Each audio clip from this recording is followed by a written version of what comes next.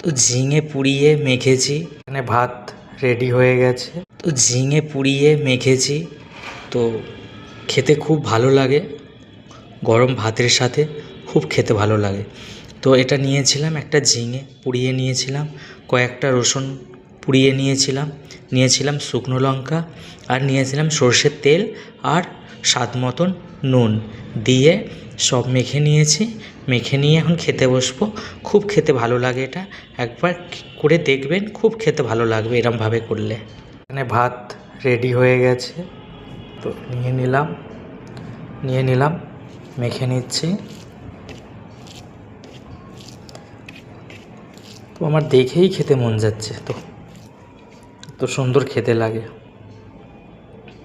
তো খেয়ে নিই।